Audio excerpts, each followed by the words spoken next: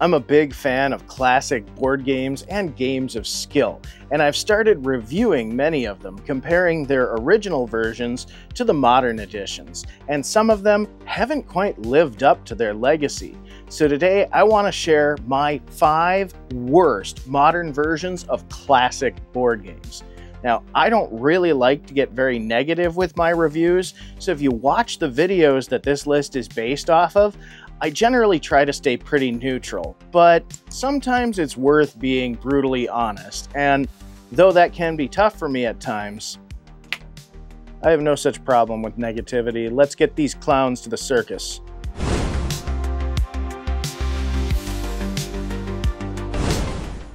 Starting out my list at number 5 is Kerplunk. Kerplunk is a classic game of skill originally produced by Ideal in 1967. Players take turns removing sticks from a latticework that supports a bunch of marbles in a plastic cylinder, hoping not to allow any marbles to fall down. Should any marbles fall down and land into that player's tray, that player collects them and adds them to their score. At the end of the game, the player with the fewest marbles wins the game.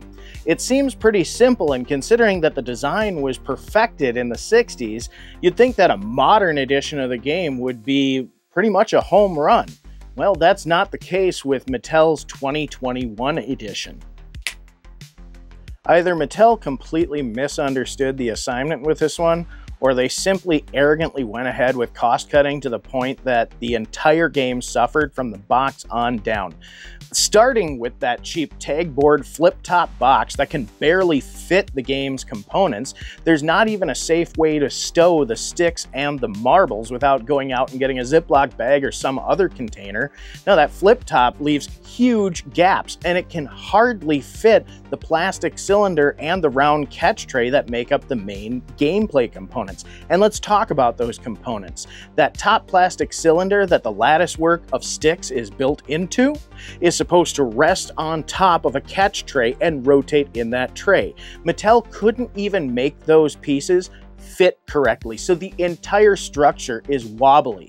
And that latticework, well, they decided to cheap out on how much plastic is used to make the sticks, and so they're much looser inside the plastic cylinder's housing. So if you pull one, you might get 2 or 3 just from the friction of them rubbing together. They just barely fit. The only thing that I can say they didn't cheap out on were the marbles themselves. At least the glass marbles were attractive and colorful.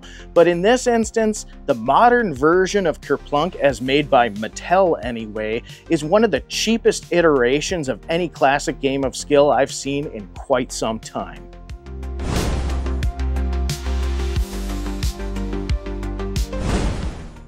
Coming in at number 4 on my list is Buckaroo.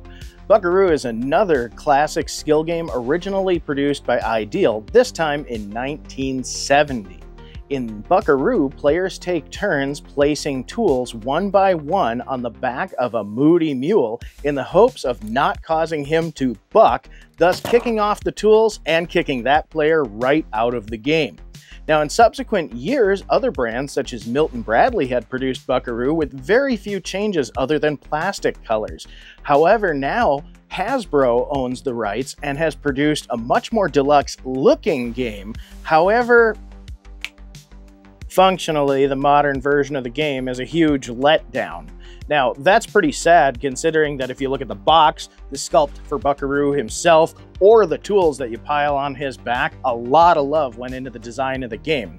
But that's about as far as it goes. When you look closer, there are 3 difficulty settings that you adjust with a switch underneath Buckaroo's saddle blanket, and all 3 difficulty settings suck. The game just isn't sensitive enough to the weight being piled on his back to make it any kind of challenge. And when playtesting it, we had more trouble trying to pile and balance all the tools on the mule's back than being at all concerned about having him kick.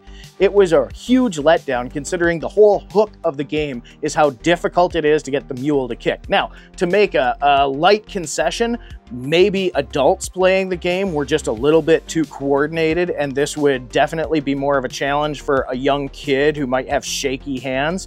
but that's giving a lot of undue credit. I really think that the design of the modern Buckaroo needs a little tinkering to make it hold up to the original. Like I said, I like the sculpt, I just hate how the playability took a hit.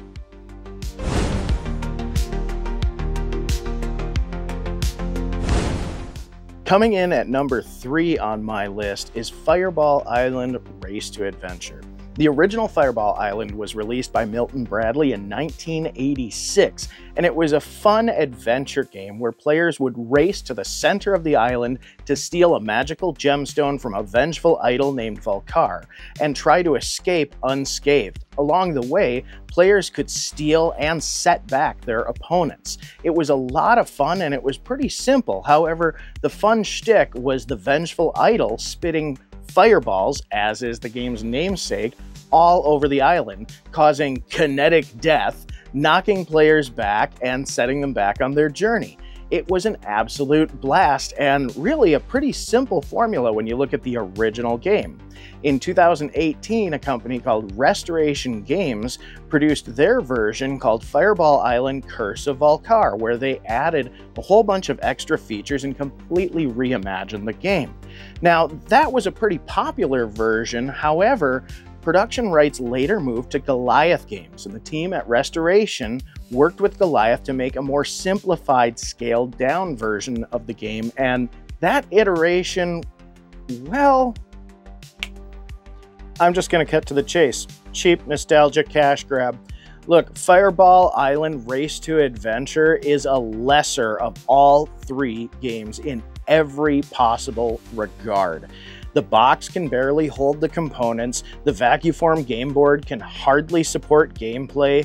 Even though the rules have been simplified, it's now to the point where instead of a fun chase to steal a MacGuffin and get off the island, players are just trying to collect as many coins as they can. Go play Mario. It just does not live up to the original.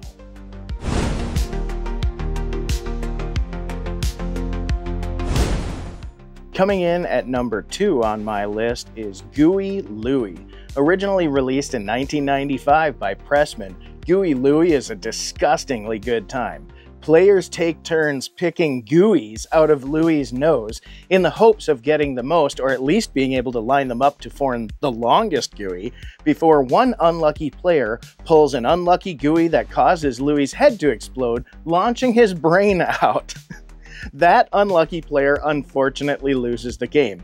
Now it's kind of neat because you can either play in rounds where each player is eliminated one by one, or you can play for high score by, like I said earlier, stacking your gooeys end to end to see who can make the longest gooey. It actually requires quite a bit of skill. It's incredibly cartoony and a lot of fun. And the original 1995 edition, they had the perfect formula of silliness as well as the tactile function of the gooeys. They had 3 different sizes of gooeys, and whatever rubber or compound they used to make them had a really fun but creepy feel. It was kind of like fishing lures but less slimy. Either way, they had the perfect amount of friction when you were trying to pick them out to add just this extra bit of challenge. Tactily, it's an incredibly fun game, and one that I highly recommend tracking down a vintage copy of, because in 2023, Goliath started reproducing the game, and, well, look, far be it from me to be critical of size, but in this instance, I don't know how you expect to satisfy anybody with this. Louie's maquette model is so small, you can barely get your hand under it to start picking. So the very base function of the game is already hampered. Couple that with his oversized nostrils that basically make the new undersized multicolored gooeys just plain fall out, and the overcomplicated mechanism that causes his eyes to pop off when his brain shoots out. I mean, how much do we really need? I would have rather that they forego that stupid eye-popping mechanism to give me a larger maquette and some higher quality gooeys to make the game fun. Like I said before, the original game had a really unique tactile quality to it that made it fun to play. You really had to fish your finger around in this cartoon character's nose. In the modern Gooey Louie, you don't. You can barely get your finger up his nose. The gooeys are just hanging there. You just reach and pick. Even worse, the multicolored GUIs, well, one, they feel like cheaper, crappier rubber, but two, somebody's got to set up which GUI is the unlucky one, and it makes it pretty easy for somebody to know which color to avoid.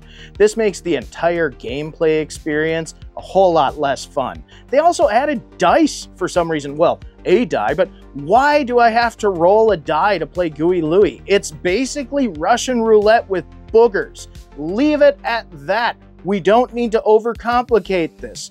I guess you can pick your friends, you can pick your games, but you can't pick a way to redesign a game in such a way that it's fun. Total fail.